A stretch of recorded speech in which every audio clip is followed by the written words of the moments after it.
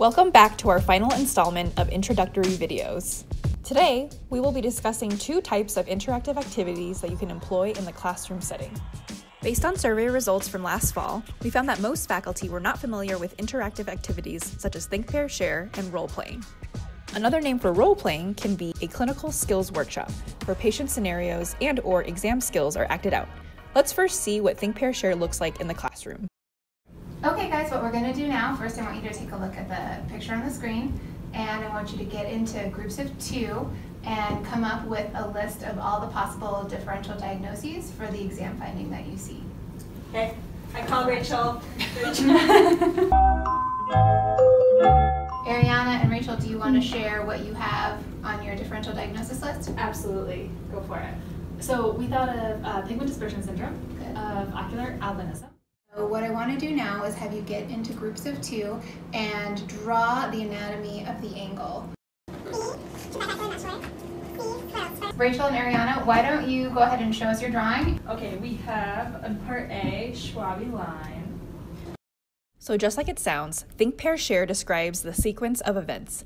It is an alternative method to Socratic questioning. Instead of putting a single student on the spot and getting an answer on the fly, you can ask a question, encourage discussion between two neighboring students, and then go around the classroom asking each pair their answer.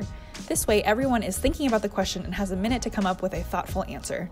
So in light of recent events, what does this look like in the virtual classroom? Dr. Crum and Dr. Vegunta came up with a creative way to have us pair up while on a Zoom lecture.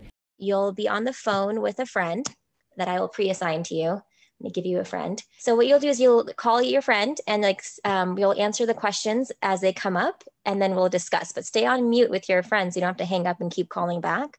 We discussed cases with our partner over the phone while the main session was on mute. Then we regrouped and presented case findings, rationale, and differential diagnoses in pairs.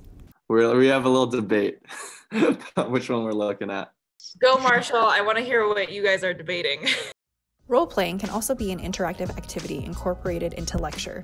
You can also do this while on rotation and in clinic to help learners apply concepts and master clinical skills. Let's see an example.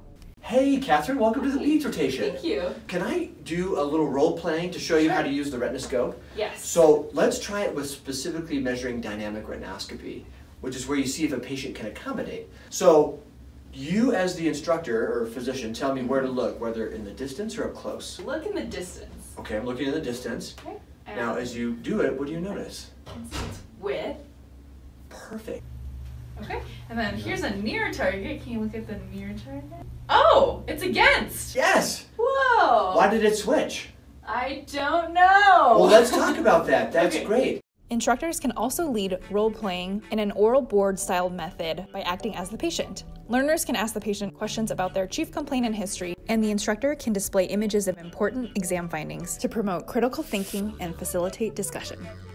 We hope that you found these examples helpful, and thanks so much for everybody's hard work on this. We've received an overwhelmingly positive response from both faculty and residents on the new curriculum. Thanks again for watching.